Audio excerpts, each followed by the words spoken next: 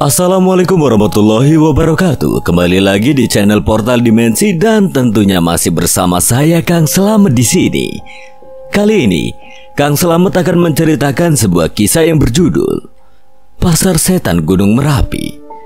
Cerita ini ditulis oleh Lukas Priyatno, dan sebelum kita masuk ke ceritanya, buat kalian yang belum subscribe channel ini, tekan tombol subscribe-nya terlebih dahulu dan tekan tombol notifikasinya agar kalian tidak ketinggalan cerita terbaru dari Portal Dimensi. Gak usah berlama-lama lagi, langsung saja kita masuk ceritanya. Pasar Setan Gunung Merapi.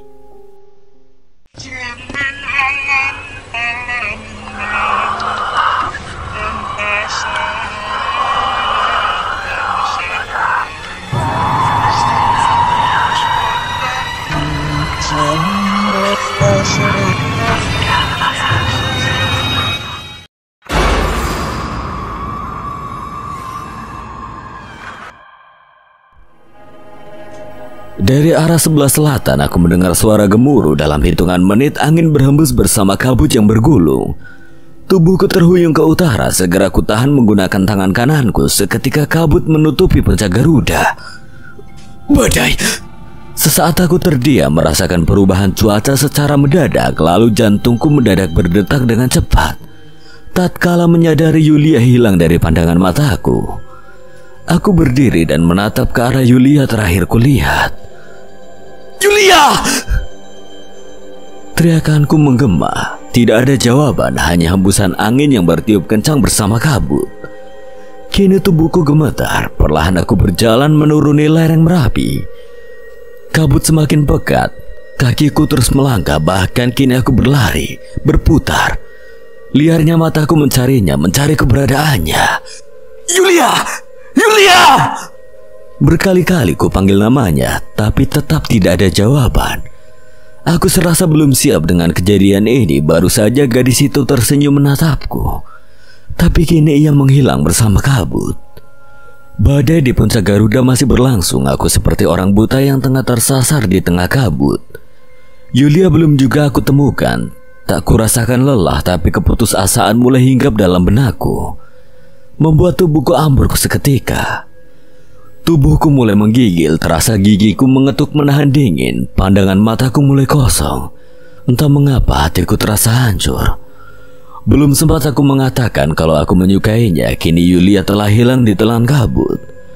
Tidak ada tanda-tanda badai ini mereda. Tubuhku semakin menggigil. Aku khawatir dengan keadaan Yulia saat ini. Aku tidak ingin membayangkan tentang hal buruk yang menimpanya. Jujur aku sangat takut dengan semua yang terjadi. Lalu bagaimana dengan Yulia? Yulia, dimanapun kamu, aku mohon kamu bertahan. Batinku menangis tanpa sengaja. Kantung mataku tidak bisa lagi membendung air mata yang dari tadi aku tahan.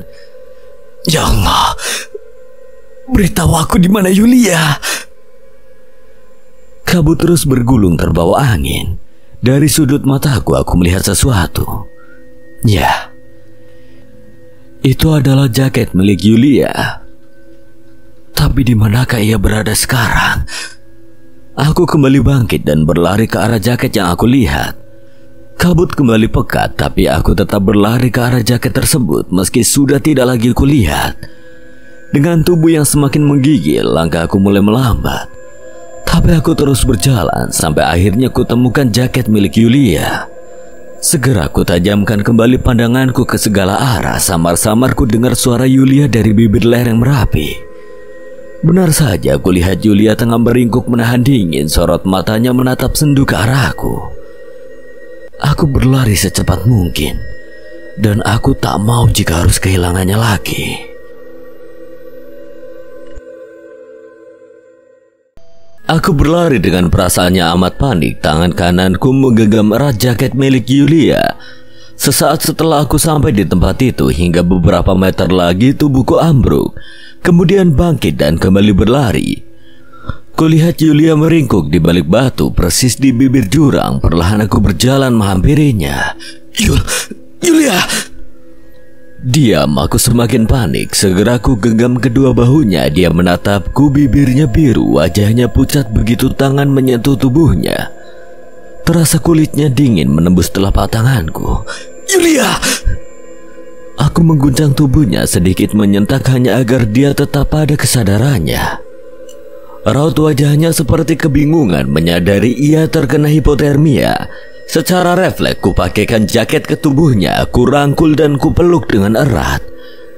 Tidak ada celah di antara tubuh kami, ku jaga agar tetap hangat. Yulia, bertahan. Badai tidak kunjung berhenti, ku peluk tubuhnya semakin kencang, keadaan semakin mencekam. Aku tak tahu kapan semua ini akan berakhir. Tiba-tiba dari langit yang mulai menghitam, suara gemuruh mulai terdengar, seperti gerombolan kuda yang sedang berperang. Kulepaskan pelukanku sesaat, wajah Yulia pucat, bibirnya semakin membiru dan matanya kini perlahan mulai terpejam. Aku panik, segera kuubah posisiku secepat mungkin. Kini aku bersandar pada sebuah batu yang terdapat di sisi lereng. Kusandarkan tubuhnya di dadaku, kuletakkan kepalanya persis di bahuku. Aku kembali memeluk Yulia dari belakang. Aku menatap langit yang semakin menghitam. Yang kutakutkan akhirnya terjadi. Hujan mulai turun. Angin bertiup semakin kencang menampar keras pipiku. Kupeluk tubuh Yulia semakin erat, keadaan semakin mencekam. Hujan serta badai kini ada di depan mata. Jika keadaan ini terus berlangsung, Yulia tidak akan mampu untuk bertahan. Tio, aku kedinginan. Bertahan ya. Aku harus gendong kamu. Maaf. Tanpa menunggu jawaban darinya, segera aku berdiri. Kurenggangkan sabuku, kulepas aku berjongkok dan mengaitkan tali pinggangku pada tubuhnya, menjaga agar Yulia tidak terjatuh. Kedua tangannya ku arahkan untuk melingkar pada leherku dan coba untuk mulai berdiri. Baru saja ingin melangkah, tiba-tiba, Tio, apa? Aku berat enggak? Aku melirik ke arah wajahnya yang bersandar pada bahuku dan ku balas dengan senyuman. Aku berjalan dengan perlahan dan penuh kehati-hatian. Di sepanjang perjalanan, Yulia ku ajak bicara, tujuanku agar ia tetap dalam kesadarannya. Kamu jangan nyerah ya, Yulia. Ada yang mau aku omongin. Apa? Jujur aku suka sama kamu. Maaf kalau waktunya nggak tepat. Tio, aku juga suka kamu. Langkahku terhenti. Jantungku berdebar, ada rasa yang datang setelah Yulia mengucapkan itu. Aku suka kamu. Ya, aku bahagia. Perasaannya selama ini ku pendam akhirnya terbalas sudah. Kuhembuskan nafasku beberapa kali dan ku mulai melangkahkan kakiku menuruni lereng Merapi. Cuaca semakin buruk, tapi aku harus membawa Yulia apapun yang terjadi. Tiba-tiba, kabut bergulung dari arah puncak Garuda dan menghantam tubuhku dengan keras. Seketika aku terhuyung, ku tahan langkah kakiku. Tak berhenti sampai di situ, kabut kembali bergulung dan menghantam tubuhku sekali lagi. Seketika itu aku terpental, begitu pula dengan Yulia. Kami berdua berguling sampai di mana cengkraman tanganku terlepas dari tubuhnya. Sesaat Yulia berguling semakin jauh. Yulia! Pandangan mataku mulai gelap, entah berapa kali tempurung kepalaku membentur bebatuan. Setelah beberapa saat kemudian, tubuhku berhenti berguling ketika menghantam batu pada lereng. Aku berusaha untuk mencari keberadaan Yulia saat itu, tapi tidak bisa kulihat karena kabut semakin pekat. Yulia. Angin dengan kekuatan besar begitu terasa terdengar di telingaku. Samar-samar aku mendengar suara Yulia tengah memanggil-manggil namaku.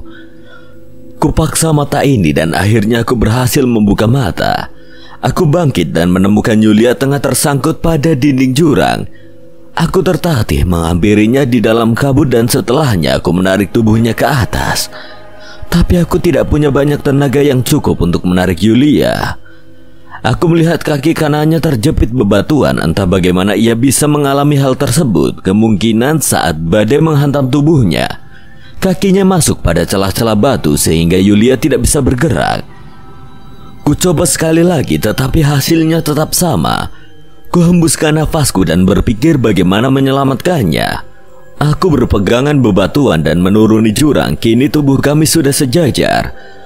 Aku mendorong batu yang membuat kakinya terjepit, tapi batu tersebut sangatlah besar dan tidak mungkin aku bisa melakukannya.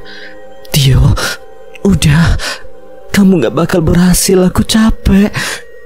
Aku diam tidak bergeming. Aku terus mendorong batu tersebut berharap Yulia bisa selamat. Tio, dengerin aku, kamu gak bakal berhasil.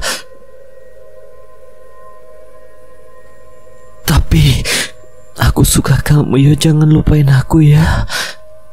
Matanya terpejam, tidak ada gerakan apapun. Ku sentuh pergelangan tangannya dan ku tekan ibu jariku untuk merasakan denyut nadinya. Jantungku berdebar kencang. Sesaat tersadar, denyut nadi Yulia tidak berdetak. Yulia! Tiba-tiba semua nampak gelap. Aku tidak tahu apa yang sebenarnya terjadi. Mengapa aku tidak bisa melihat apa-apa? Samar-samar aku mendengar suara orang tengah membicarakanku. Entah dari mana suara-suara itu berasal. Sesaat kemudian mataku terbuka dengan perlahan. Gue di mana? Yulia kemana? Bukannya tadi gue nolongin dia. Kenapa? Kenapa gue bisa ada di sini? Apa gue berhalusinasi? Aku mengenali tempat ini. Sesaat aku melihat sebuah tulisan yang terbaca dengan jelas. Base Camp Gunung Merapi.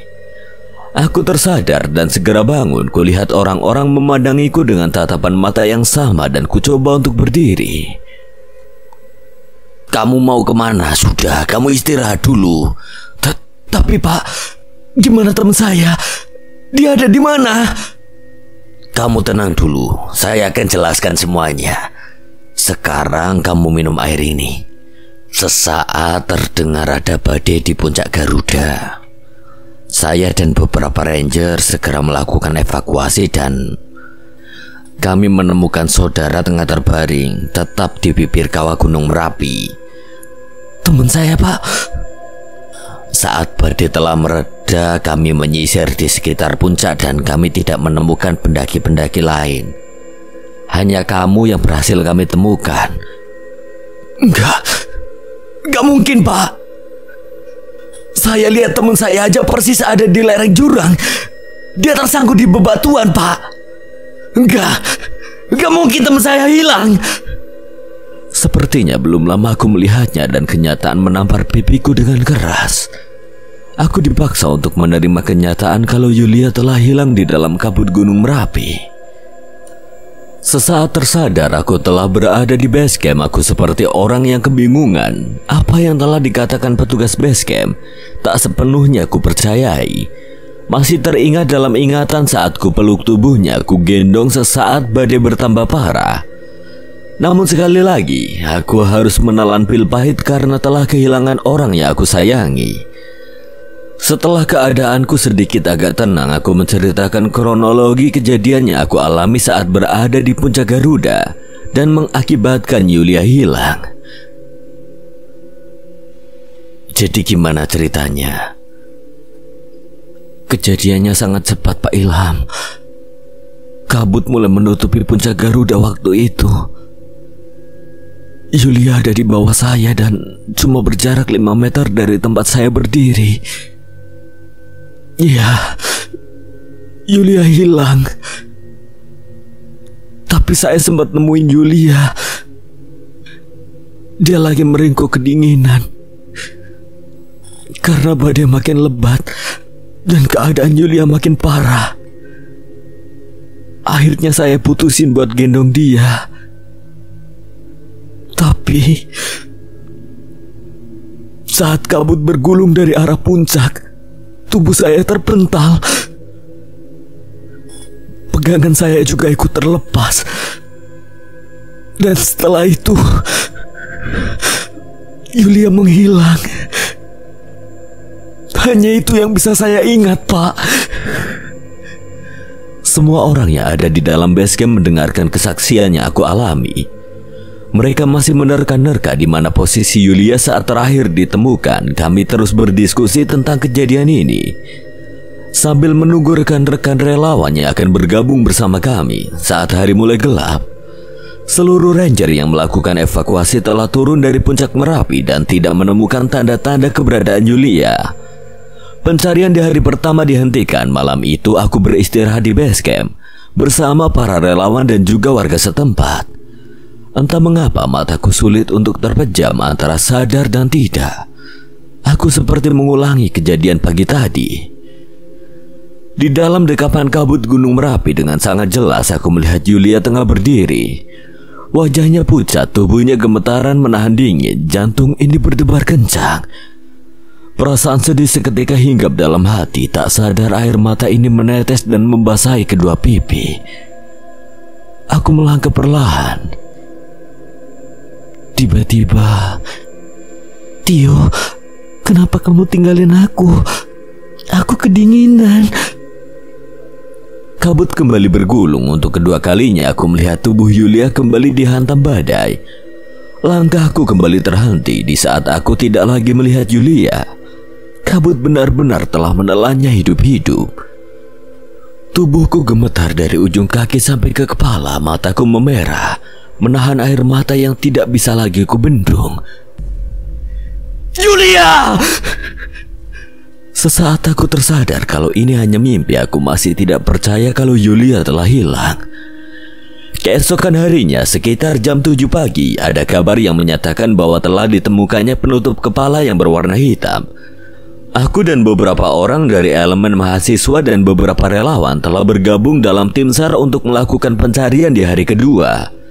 Dan menuju tempat ditemukannya penutup kepala tersebut, aku sangat berharap itu adalah milik Yulia dan semoga pencarian ini membuahkan hasil. "Segera persiapkan diri dan peralatan kalian. Kita mendaki kembali dan semoga pencarian kita kali ini membuahkan hasil." Sebanyak 15 orang termasuk aku mulai bergerak menuju pos 3. Setelah memasuki pintu rimba, hujan turun setelah kabut mulai lebat. Kami segera memakai jas hujan dan melanjutkan kembali perjalanan.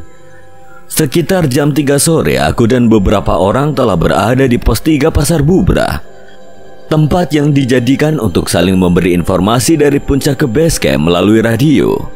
Kami semua berkumpul di dalam tenda darurat dan melihat penutup kepala yang telah ditemukan oleh para relawan. Benar saja, ini adalah milik Yulia. Aku menggenggam penutup kepala itu.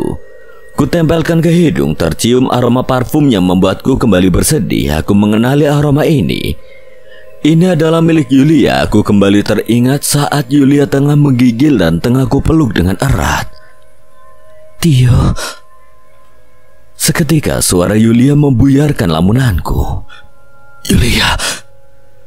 Hujan tak menunjukkan akan reda, justru semakin turun dengan derasnya. Langit telah sepenuhnya diselimuti awan hitam. Kami semua masuk ke dalam tenda yang telah dibuat oleh tim SAR. Pencarian dihentikan sore itu dan akan dilanjutkan jam 3 dini hari. Sesaat setelah kami semua telah berada di dalam tenda, seketika itu hujan tiba-tiba saja berhenti. Sebagian relawan berkumpul di dapur darurat membuat makanan serta minuman untuk para relawan. Makanan serta minuman telah disediakan. Kami semua menyantap hidangan tersebut guna memulihkan tenaga yang sempat terkuras. Tapi tidak denganku. Nafsu makanku sudah tidak ada lagi. Saat Yulia menghilang, kini yang aku lakukan hanya memandang ke arah puncak Merapi sambil berharap dapat kembali melihatnya dari sini. "Yulia, bertahanlah." Hari sudah semakin malam. Kami semua bergegas pergi ke tenda kami masing-masing karena pencarian akan dilakukan jam 3 dini hari. Saat aku berada di dalam tenda, entah mengapa aku tidak bisa memejamkan mata. Suara semilir angin sayup-sayup terdengar di luar tenda. Aku mendengar seseorang memanggil-manggil namaku, tapi aku tahu kalau ini hanyalah halusinasi saja. Aku terbaring dalam kantung tidurku, ku genggam erat penutup kepala milik Yulia. Kurapatkan mata ini agar bisa tertidur.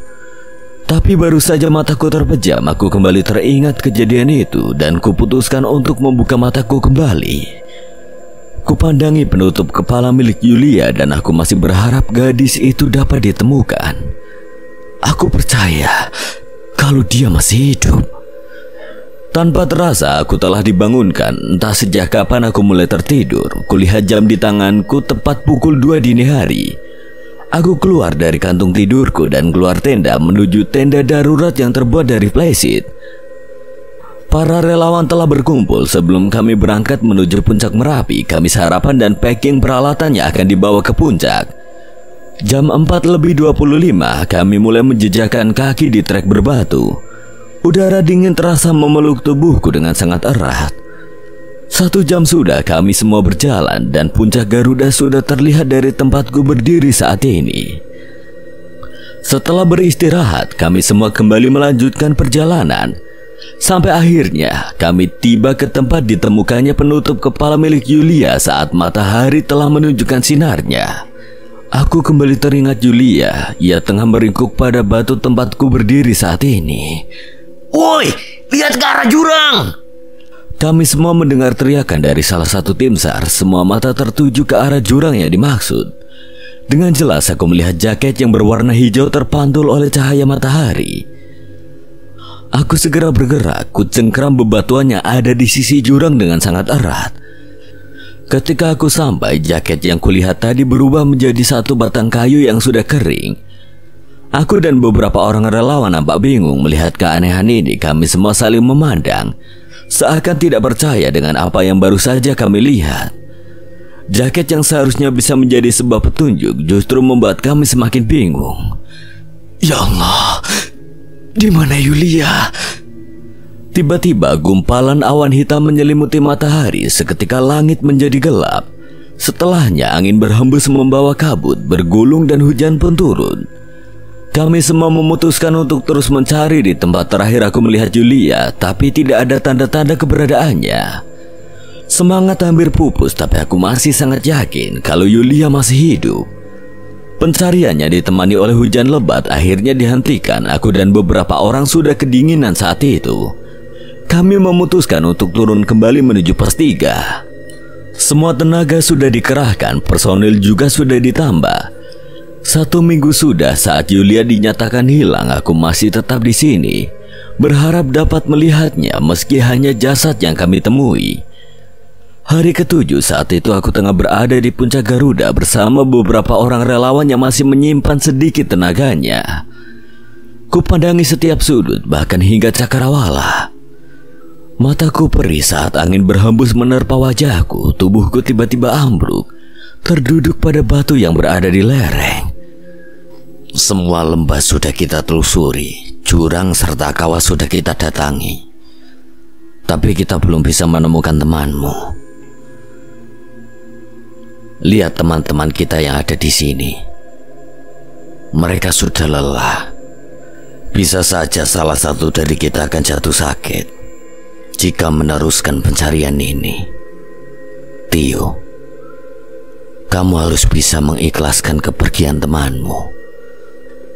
Tapi ucapanku tertahan di saat wajah Yulia terlukis jelas pada langit saat itu. Ia tengah memandangiku dengan senyum. Mataku kembali berkaca-kaca saat teringat kembali ucapannya. Mau dong, apalagi kalau sampai tinggal di gunung. Aku juga suka kamu. Jangan lupain aku ya, Yo. Tanpa sadar, kedua pipiku telah basah dengan air mata yang tidak dapat lagi aku bendung.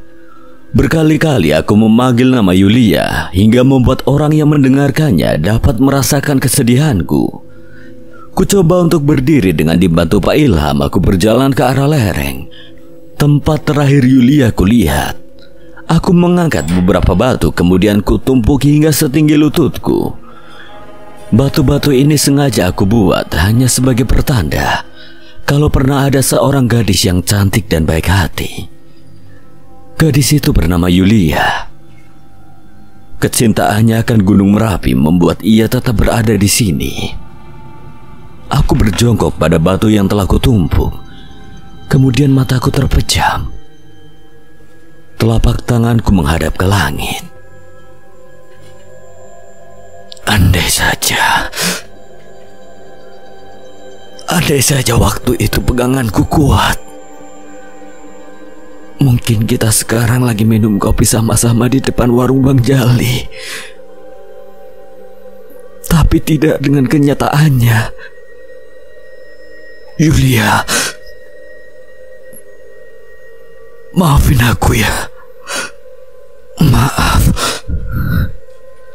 Entah berapa banyak air mata yang keluar membasahi pipi, ku peluk batu yang telah kususun bertumbuk. Dari lubuk hati yang terdalam masih kurasakan Yulia sedang memperhatikanku, tapi aku tidak tahu di mana ia berada sekarang.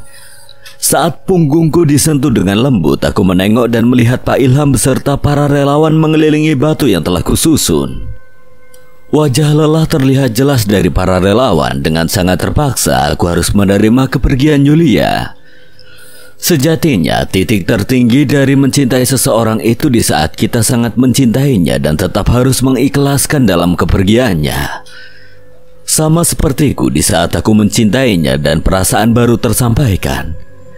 Di detik ini aku harus kehilangannya di saat aku baru saja menggenggam perasaan yang terbalaskan. Bisa bayangkan posisiku, sangat menyakitkan. Namun aku terpaksa untuk mengikhlaskan karena aku mencintainya. Sebelum kita turun, mari sama-sama kita doakan Yulia dimanapun ia berada, dan semoga ini bisa menjadi pelajaran bagi kita semua. Berdoa dimulai. Kami menundukkan kepala dan berdoa untuk Yulia. Pak Ilham mengikat kain berwarna putih pada batu yang berada paling atas. Ini akan menjadi simbol atau pengingat bagi para pendaki-pendaki lain yang akan mendaki ke Gunung Merapi, bahwasanya alam bukanlah taman bermain. Jaga kelestariannya, adab dan selalu beretika. Kain putih yang diikatkan Pak Ilham berkibar, dan setelahnya kami semua mulai turun menuju pos 3 Pasar Bubra karena pencarian Yulia dihentikan. Aku benar-benar merasa kehilangan. Senyumannya masih jelas terlihat dan akan aku kenang selamanya. Satu hari kemudian aku pulang ke Jakarta dengan perasaan yang tertinggal di puncak Garuda. Aku harus menerima kenyataan kalau Yulia telah hilang di Gunung Merapi. Namanya Yulia. Tepat di sini, Pras. Gue lihat gadis itu untuk terakhir kalinya. Tio menceritakan kejadian yang terjadi beberapa tahun silam. Anton dan Dimas menyusul naik. Mereka membiarkan Tio termenung. Pras yang mendengarkan kejadian tersebut memberikan kode pada dua sahabatnya untuk membiarkan Tio sementara sendiri di tempat ini. Dimas, Anton, dan Pras tengah berada di puncak Garuda. Mereka berfoto untuk mengabadikan keberhasilannya. Tio yang tadi terlihat murung kini telah sedikit tersenyum. Matahari dengan gagah menunjukkan sinarnya. Asap belerang yang mengepul dari kawah membuat dada terasa sesak. Kami memutuskan untuk segera turun dan kembali menuju pos 3. Namun sebelum itu, Tio menumpuk batu setinggi lutut. Tio berlutut, kepalanya menunduk dengan mata yang terpejam. Ketiga temannya memeluk tubuh Tio dan turut berdoa. Setelah itu mereka mulai turun perlahan meninggalkan puncak Garuda. Di tengah-tengah perjalanan, angin bertiup kencang. Tak lama kemudian kabut menutupi jarak pandang. Kita kudu cepat. Kayaknya bentar lagi bakal turun hujan. Dimas yang berada paling depan menambah kecepatan langkahnya, diikuti Anton, Pras, dan juga Tio. Hingga beberapa meter, tenda mereka sudah terlihat. Hujan akhirnya turun beserta petir yang menyambar ke segala arah, membuat tubuh mereka berempat gemetar. Sesampai di dalam tenda, mereka memasak air. Sore itu langit benar-benar sangat gelap. Mereka tidak bisa lagi membedakan mana siang mana malam. Semua terlihat sama. Yo, muka lu pucat. Lu sakit? Enggak, Pras. Gue cuma kecapean aja. Dimas membuat jahe hangat serta kopi. Anton meracik logistik yang tersisa. Dengan keadaan dingin seperti sekarang ini, perut tidak boleh dibiarkan kosong, dan menghabiskan sisa logistik akan meringankan isi ransel mereka masing-masing. Hujan semakin lebat membuat tenda mereka berguncang. Cuaca buruk sedang terjadi di Pasar Bubra dan itu berlangsung selama berjam-jam. Tidak ada yang dapat mereka lakukan selain menunggu. Ya, itu adalah satu-satunya cara agar sedikit bersabar atas cuaca yang tidak bisa diprediksi. Setelah menunggu cukup lama hujan mereda, mereka segera bergegas membongkar tenda dan memasukkan ke dalam ransel milik Pras. Setelah semuanya siap dan berdoa, mereka mulai turun. Kali ini Tio dipercayai untuk memimpin paling depan dan sial. Hanya senter milik Tio yang masih menyala. Saat cahaya senter dihidupkan, hanya ada warna putih di dalam gelapnya malam. Kabut benar-benar pekat. Jarak pandang mereka hanya sekitar 2 meter saja. Gimana nih? Cuma ada 2 pilihan. Pertama, kita harus tunggu kabut ini hilang, tapi kita nggak tahu sampai kapan. Ditambah lagi cuaca di sini makin dingin. Terus yang kedua, kita paksa turun berhubung logistik kita tinggal dikit dan mumpung hujan juga udah reda. Gimana? Gue pilih yang kedua. Kalau kita bertahan di sini, kita nggak tahu sampai kapan. Kemungkinan kita bisa kelaparan. Kalau harus bermalam 1 hari lagi di tempat ini, yang lain gimana? Dimas dan Anton mengangguk. Tanda setuju. Mereka memutuskan untuk tetap berjalan di dalam kabut yang pekat. Tio berhati-hati dalam memilih jalur. Diikuti ketiga temannya dari belakang. Mereka telah sampai pada batas vegetasi. Tapi justru membuat keempat pendaki ini semakin takut. Selama 2 jam lebih mereka berjalan semakin masuk ke dalam hutan dengan kabut yang mulai bergulung. Langkah kaki keempat pendaki ini berhenti. Kayaknya kita terlalu ke kiri deh. Kita berhenti dulu. Tio berniat untuk orientasi medan, tapi kabut yang pekat menyulitkannya untuk mengenali tempat ini. Akhirnya mereka membagi tugas. Waktu kita 10 menit, laporin apa yang udah kita lihat dan kembali lagi ke titik ini. Akhirnya mereka mulai bergerak. Dimas dan Anton ke arah kiri, sedangkan Tio dan Pras ke arah kanan. 10 menit berlalu, kabut yang pekat perlahan menghilang dan digantikan cahaya rembulan yang tertutupi pepohonan. Keempat pendaki ini telah kembali dan melaporkan ternyata mereka hanya melihat sebuah jurang dari arah keduanya. Kini mereka menyadari kalau mereka telah tersesat. Dari keempat pendaki ini hanya Tio yang paling berpengalaman. Akhirnya Tio memutuskan untuk terabas jalur karena mereka tengah berada di dalam hutan Gunung Merapi. Lapisan pertama hutan masih bisa mereka lalui. Selanjutnya lapisan kedua membuat nyali mereka ciut. Pohon-pohon yang tinggi menjulang serta berdiameter sangat besar. Dibutuhkan 8-10 orang agar bisa sampai ke sisi lainnya. Berada di tempat ini, bulu kuduk terus berdiri. Rasa lelah juga ngantuk mulai dirasakan keempat pendaki ini. Mereka memutuskan untuk beristirahat sejenak guna memulihkan tenaga. Baru saja mereka beristirahat, pandangan mereka liar melihat ke arah pepohonan yang ada di tempat tersebut. Akar-akar yang menyembul dari tanah menggambarkan sosok tangan dengan kuku-kuku yang tajam.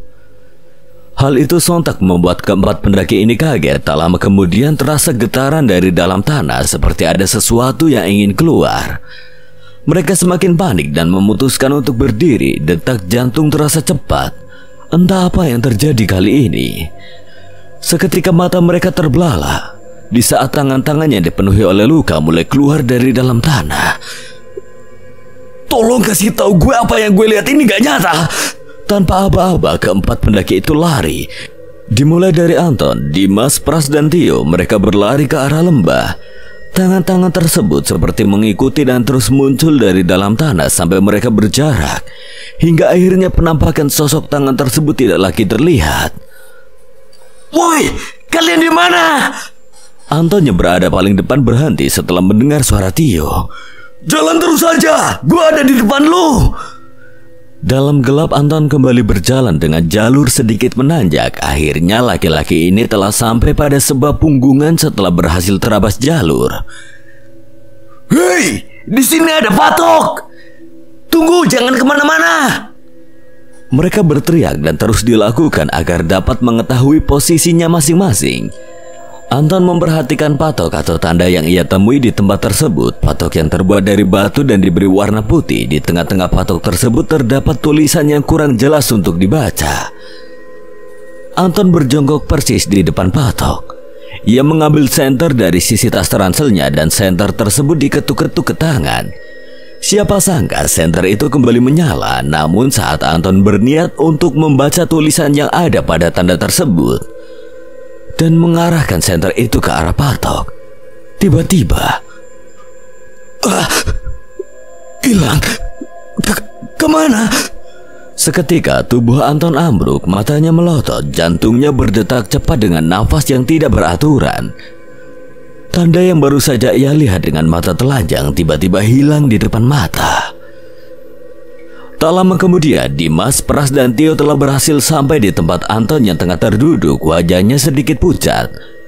Tatapan matanya seakan memiliki arti, tapi hanya dialah yang mengetahuinya. Mana patoknya, Anton? Sumpah, tadi gue lihat di sini. Anton kembali menatap ke arah patok yang sempat ia lihat. Entah bagaimana caranya, benda itu bisa hilang dengan sekejap mata. Mendapat kejadian yang menurutnya tidak masuk akal, ia merasa telah dipermainkan, sedangkan 3 temannya mencari patok yang Anton maksud. Tapi hasilnya nihil, mereka merasa Anton tengah berhalusinasi. Malam itu kami semua memutuskan untuk bermalam di tempat ini. Pras membongkar tenda. Udara di tempat ini sangat dingin, mereka harus tetap makan dengan sisa logistik yang semakin menipis. Hanya tersisa sayur kol, tomat, garam, dan beberapa cabai. Cuaca memang cerah tapi sangat dingin, berbeda saat mereka berada di pos 3 dengan hujan yang lebat. Di tempat ini tubuh mereka menggigil, mereka memutuskan untuk saling memeluk agar tubuh mereka tetap hangat. Malam yang amat panjang.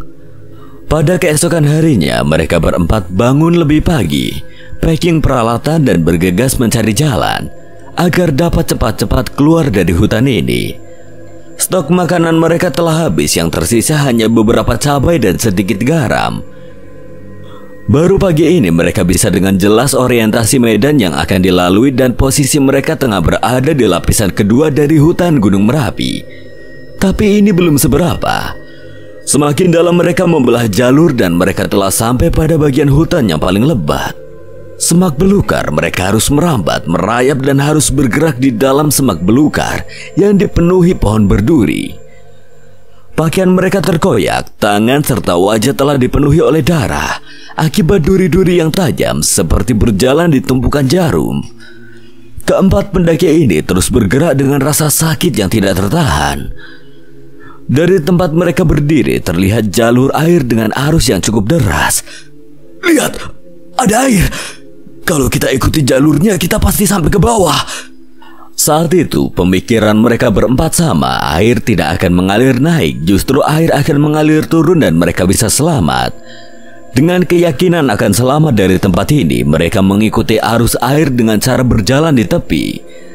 Senyum terlihat dari keempat pendaki tersebut, akan tetapi pilihan untuk mengikuti arus air merupakan pilihan yang salah. Mereka berempat berhenti, jalur mereka terputus. Kini jurang sedalam 10 meter telah berada di hadapan mereka. Tiba-tiba semua menengok ke arah belakang. Tio! Tio tiba-tiba meluncur dengan cepat ke arah jurang. Seketika Tio hilang ke dalam cerukan setinggi 10 meter. Pras, Tio gimana ini? Jalan satu-satunya cuma nurunin jurang ini. Tapi gimana caranya?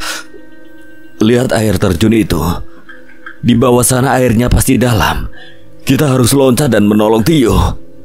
Ketiga pendaki itu mematung. Setelahnya mereka saling menatap dan akhirnya melompat. Mereka tenggelam, bergulung dan terbawa arus. Sesaat tubuh mereka kembali muncul ke permukaan dan berenang ke arah tepi. Dimas, Anton, dan Pras melihat Tio dengan tubuh yang tergeletak di sisi sungai. Tio! Tio! Mereka segera berlari dan berpikir kalau Tio sudah mati. Tio tergeletak, kepalanya mengeluarkan banyak darah, tangan yang tersayat duri terlihat berwarna putih. Jelas, warna putih itu adalah lapisan kulit pertama yang sobek. Anton yang sedikit memahami tentang medis segera melakukan gerakan memompa pada bagian dada dan memukul-mukul dengan menyesuaikan detak jantung. Tak lama setelah itu, Tio batuk, air keluar dari mulutnya dan Tio sadar. Yo, lu baik-baik aja kan? Apa lu bisa jalan? Gue gak bisa, Pras. Kayaknya tulang belakang gue patah deh. Dimas, Anton, dan Pras dihadapkan oleh keputusan yang cukup sulit. Jika Tio tetap berada di sini, kemungkinan dia tidak akan bertahan lama. Tapi jika Tio diangkat, khawatir luka dalam yang dideritanya justru semakin parah. Tas ransel milik Pras yang berisikan tenda terlepas di saat tubuhnya tergulung derasnya arus sungai. Dimas dan Anton bergerak mengambil beberapa batang kayu yang cukup panjang. Mereka berdua berniat untuk membuat bivak untuk mereka bermalam di tempat ini karena hari mulai gelap. Pras membiarkan Tio terus berbaring di tepian sungai dengan kedua belah kaki yang digunakan untuk menyangga kepala Tio agar tetap sejajar dengan tubuhnya. Setelah bivak selesai dibuat, tubuh Tio diangkat dengan perlahan. Dia dibaringkan di dalam bivak tersebut. Malam yang dingin kembali menyelimuti tempat ini. Hari yang cukup panjang dan sangat melelahkan. Anton memeriksa tas ransel miliknya. Ia mencari makanan yang mungkin saja terselip di dalam ranselnya. Tapi Anton hanya menemukan 2 buah cabai dan garam. Anton menghembuskan nafasnya dengan berat. Dengan kedua bahu yang turun dan wajah yang lesu, membayangkan malam ini mereka semua akan kelaparan. Cuma tinggal ini doang. Dimas dan Pras yang melihat hal itu hanya bisa diam. Setelahnya mereka memakan 2 buah cabai dan cocol garam, hanya untuk menambah rasa. Yang terpenting perut mereka terisi. Malam yang dingin dengan perut keroncongan membuat tubuh mereka menggigil. Keempat pendaki ini saling merapatkan tubuh agar terhindar dari hipotermia yang akan menyerang mereka kapan saja.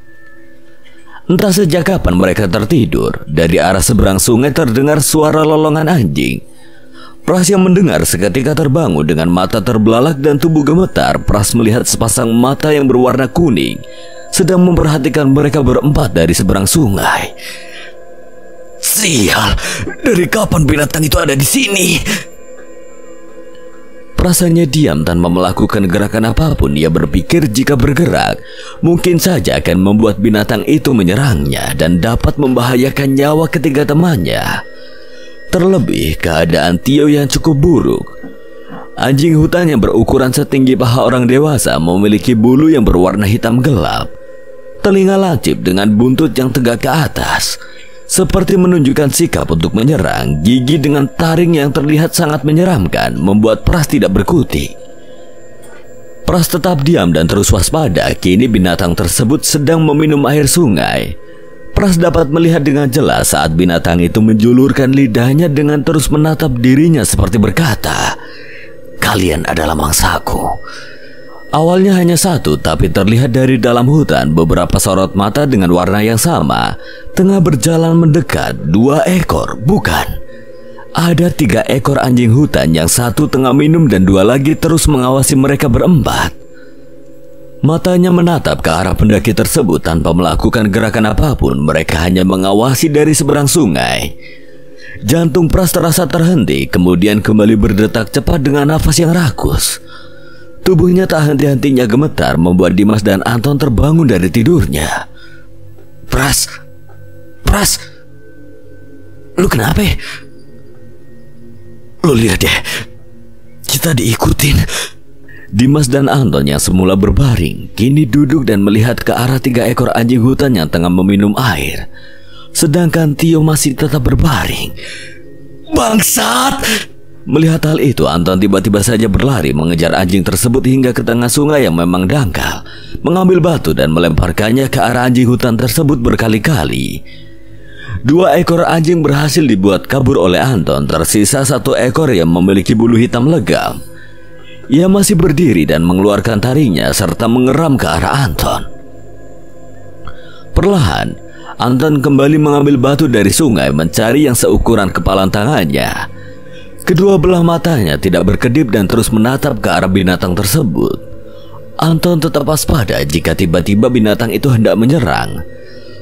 Setelah batu itu dia dapat, ia menggenggamnya kemudian kembali berdiri. Anton menarik nafas dalam-dalam, dan Anton berteriak dengan keras bersamaan dengan batu yang ia lempar ke arah binatang tersebut. Lelaki ini tak menyangka lemparannya tepat mengenai bagian perut dari anjing hutan tersebut. Apa yang dilakukan Anton membuat binatang tersebut pergi dan masuk kembali ke dalam hutan, hilang di dalam gelap. Kini yang tersisa hanya lolongan hingga membuat tubuhnya gemetar ketakutan. Suara binatang tersebut menggema di sekitar hutan ini, lolongan yang mengisyaratkan kemarahan, ketakutan, dan sesekali mengeram, bernada mengancam di dalam gelap. Lelaki ini menatap ke arah hutan yang tertutupi kabut tipis, matanya terbelalak dan terus memperhatikan ke arah binatang itu pergi dengan kedua belah tangan yang terus mengepal. Lolongan anjing itu masih saja terdengar, mereka masih di sana, tapi hal itu tidak membuat seorang mahasiswa fakultas kedokteran ini mundur sedikit pun. Anton tetap berdiri dengan mata yang terus waspada. Sampai saat suara lolongan anjing itu menghilang, ia baru dapat merasa lega. Anton kemudian berbalik badan dan berjalan perlahan ke arah bivak sambil berteriak, "Kita jangan kelihatan lemah di depan mereka. Kalau nggak bisa-bisa kita yang jadi mangsa mereka." Suara Anton menggema di dalam lembah. Pras dan Dimas terus menatap ke arah Anton yang sedang berjalan. Tiba-tiba Pras melihat sepasang mata berwarna kuning yang muncul dari dalam hutan. Bulu kuduknya berdiri, detak jantungnya bertambah cepat. Ini bukan soal hantu, tapi sosok anjing berwarna hitam legam dengan mulut menganga. Tiba-tiba saja keluar dari gelapnya hutan Gunung Merapi. "Anton, lari!" Siapa sangka anjing hutan yang sempat pergi kini tengah berlari ke arah Anton yang sedang lengah secara cepat. Anjing itu melompat, menerkam serta mencabik-cabik pakaian yang ia kenakan. Kini hanya terdengar geraman dan suara Anton yang kesakitan.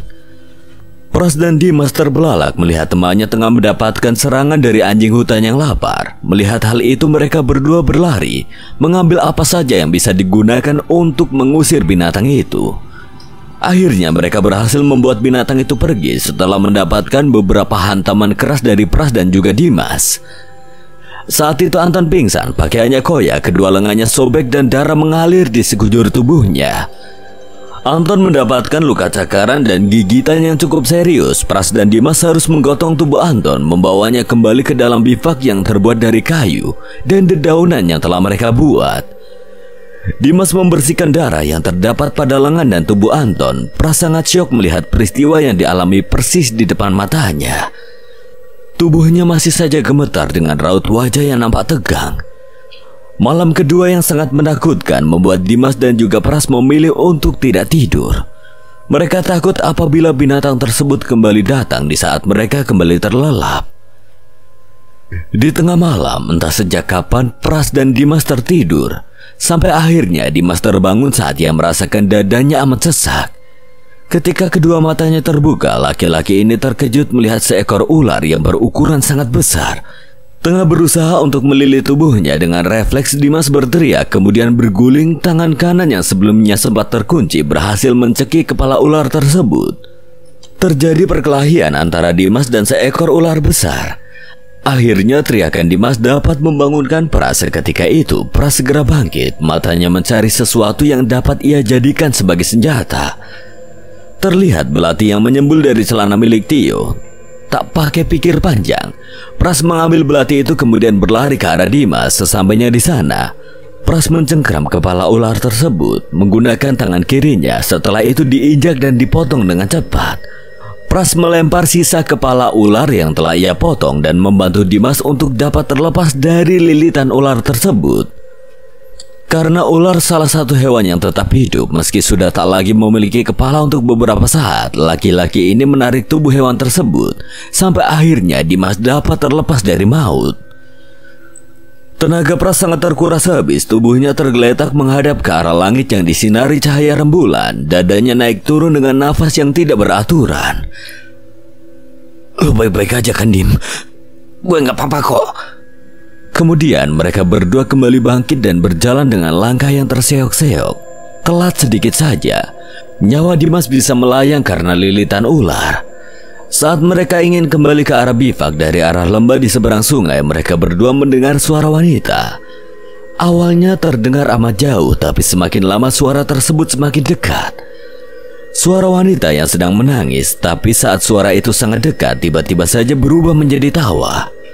Tawa mengejek, tawa yang membuat bulu kuduk berdiri, juga lutut gemetar.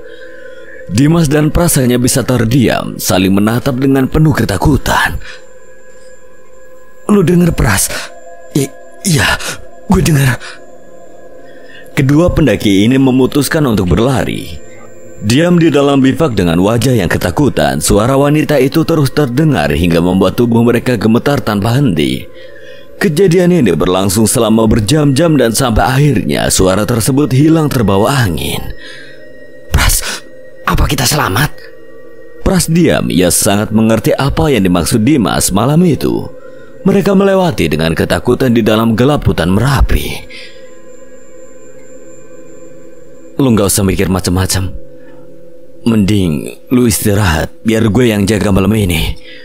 Dimas hanya diam, ia berbaring menghadap ke atas bivak dengan mata yang terbuka lebar. Hingga 2 jam kemudian, Dimas akhirnya tertidur, sedangkan Pras tetap terjaga. Ia membakar ranting-ranting kecil hanya untuk membuat tubuhnya agar tetap hangat. Tiba-tiba, Pras, Tio, lu udah sadar? Tulang belakang gue doang yang sakit, tapi gue belum mati. Syukur deh kalau kayak gitu. Gue takut kalau lu sampai kenapa-napa. Tio mencoba untuk bangun. Pras sudah melarangnya, tapi Tio terus memaksa dengan alasan dia sudah sembuh. Saat Tio melihat Anton, ia nampak terkejut. Luka gigitan yang berada di lengan kirinya lumayan cukup parah. Lelaki ini bertanya bagaimana ini bisa terjadi. Pras selalu menjelaskan kronologi kejadiannya dialami oleh Anton dan membuat Tio shock. Pras yang memang tidak tidur pagi itu memutuskan untuk mencari sesuatu yang mereka makan. Di hari ketiga ini, karena logistik telah habis dan yang tersisa hanya sedikit garam, seketika Pras teringat tentang kejadian yang menimpa Dimas, ular. Ia segera mengambil belati dan keluar dari bivak. Pras, lu mau kemana? Gue mau nyari makan. Tunggu, gue ikut. Tio bangun kemudian menyusul Pras, sedangkan Dimas dan Anton mereka tinggalkan di dalam bivak. Kedua pendaki ini berjalan menyusuri tepi sungai yang tidak jauh dari tempat mereka mendirikan bivak. Pras sangat heran melihat kondisi Tio yang tiba-tiba saja membaik. Siapa yang menyangka Tio bisa selamat dari jurang yang bisa saja merenggut nyawanya. Tapi di sisi lain, Pras senang karena hanya Tio yang paling berpengalaman dari ketiga pendaki ini. Pras berpikir positif. Apa yang terjadi dengan Tio adalah campur tangan Tuhan, dan tidak ada yang tidak mungkin baginya. Mereka terus berjalan hingga akhirnya Pras menemukan potongan tubuh hewan tersebut tergeletak bersimbah darah. Kali ini Tio mengambil alih. Belati yang ada di tangan Pras kini telah berpindah tangan. Dengan telaten Tio menguliti tubuh hewan tersebut dan memotongnya menjadi beberapa bagian, mencucinya, kemudian mereka kembali ke bivak. Setelah itu kedua pendaki ini mencari batang-batang pohon yang sudah kering atau mati. Mereka mengambil beberapa batang kayu tersebut untuk membuat api. Dirasa cukup, mereka kembali lagi ke bivak dan membuat perapian sederhana. Untungnya mereka masih sedia korek gas dan tidak terlalu sulit untuk membuat api pagi itu. Tio sibuk dengan perapian, sedangkan Pras tengah menusuk bagian tubuh hewan tersebut satu demi satu dengan menggunakan kayu yang telah ditajamkan.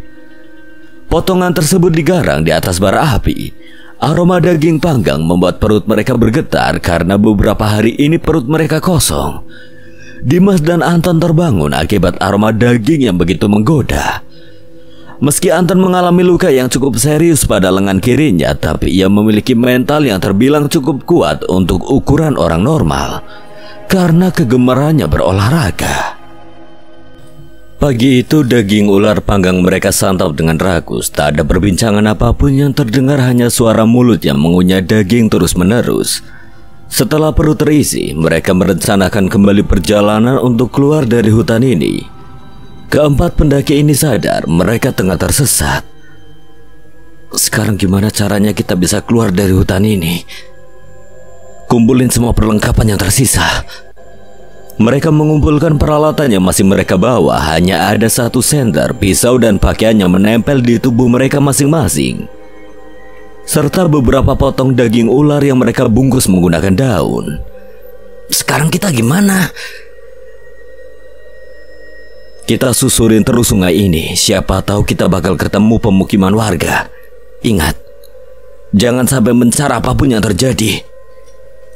Dengan menyusuri aliran sungai, mereka berharap akan menemukan pemukiman karena sejatinya air akan sangat dibutuhkan oleh warga setempat untuk kebutuhan mereka sehari-hari. Perjalanan dimulai. Tio memimpin paling depan, disusul Anton, Dimas dan juga Pras. Mereka menyusuri anak sungai dan terus berjalan dengan ritme yang diatur oleh Tio sebagai pembuka jalan. Hutan yang lebat dan sangat tertutup, tapi bersyukur mereka tidak sedang berjalan di semak belukar, pemandangan yang tidak bisa mereka lukiskan dengan kata-kata tentang hutan yang belum pernah mereka lihat seumur hidup. Hampir setengah hari perjalanan dan matahari mulai menghilang. Tiba-tiba, langkah kaki mereka terhenti. Kita kemana nih? Keempat pendaki ini, dia melihat jurang yang amat dalam tengah berada di hadapan mereka. Tujuan mereka adalah bukit yang berada di seberang lembah, tapi mereka tidak tahu bagaimana cara melewati jurang ini. Kayaknya kita harus muter deh. Gak mungkin kita turuni jurang ini tanpa bantuan tali. Bentar lagi mau gelap. Gimana nih? Kita masih punya senter. Kemungkinan kalau kita muterin lembah 2 atau 4 jam, kita bisa sampai di seberang. Kita coba aja dulu, soalnya stok makanan kita juga mau habis. Gimana?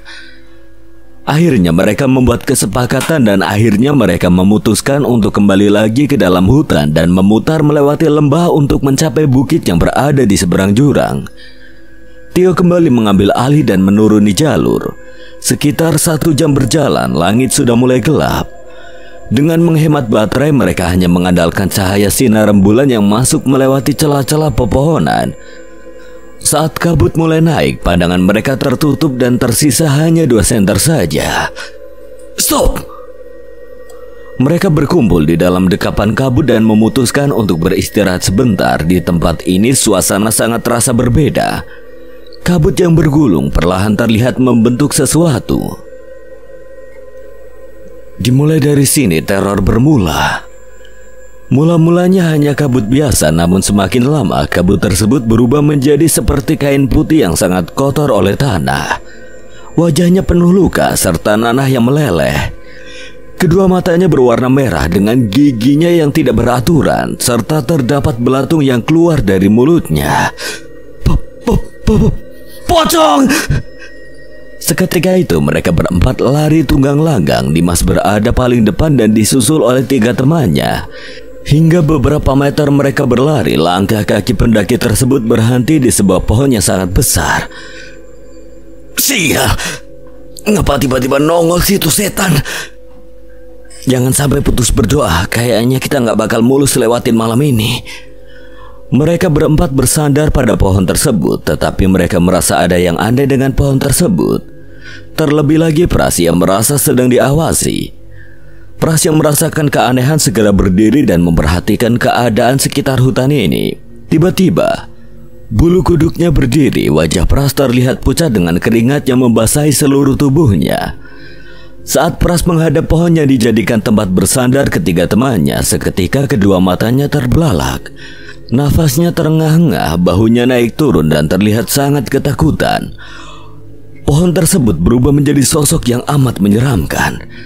Saat ini ia tengah melihat makhluk tinggi besar berbulu, matanya berwarna merah, giginya bertaring dan lidahnya menjulur hingga seperut. Tubuh Pras terhuyung dan mundur beberapa langkah, mulutnya terbuka seperti ingin mengatakan sesuatu. Tapi tidak bisa ia lakukan. Melihat keanehan pada Pras membuat 3 temannya bingung. Pras, lu kenapa? Pras berjalan mundur dengan tubuhnya yang semakin gemetar, wajahnya pucat dan terlihat sangat ketakutan. Melihat tingkah Pras membuat 3 temannya berdiri saat mereka menengok ke arah belakang.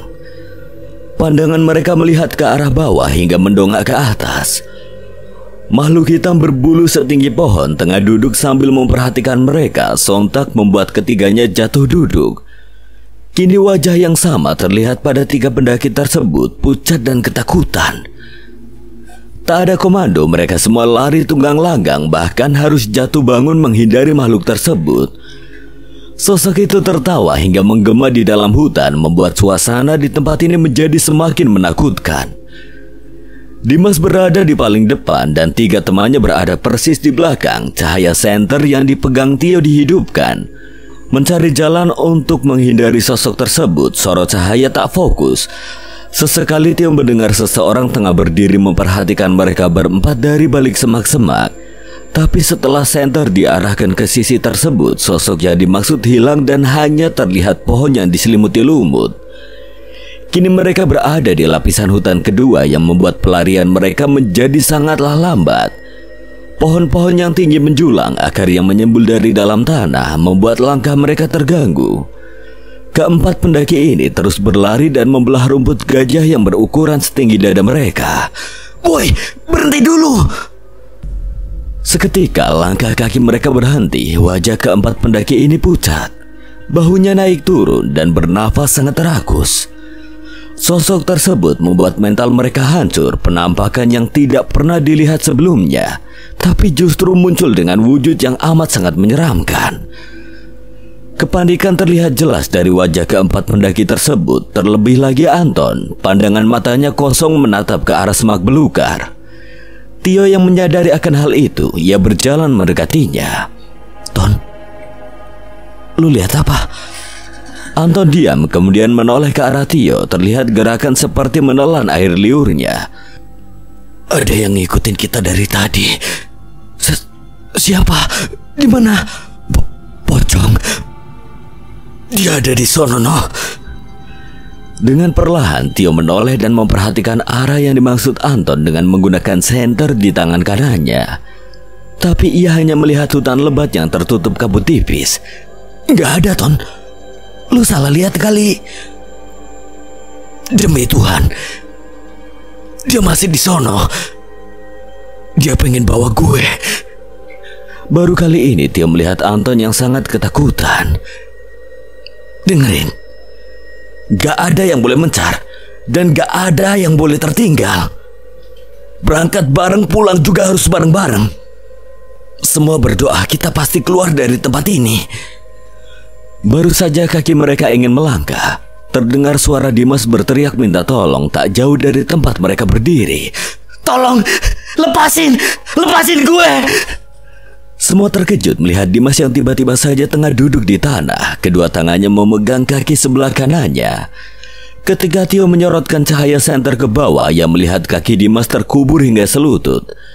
Entah bagaimana semua itu bisa terjadi, Pras dan Tio membantu Dimas menarik tubuhnya. Sedangkan Anton tetap diam tidak bergerak saat mereka berdua mencoba untuk menarik Dimas. Tubuh lelaki ini tidak bergerak sedikit pun, kakinya masih saja tertancap di dalam tanah. Lepasin gue, singkirin, tolong. Dim, tenang Dim.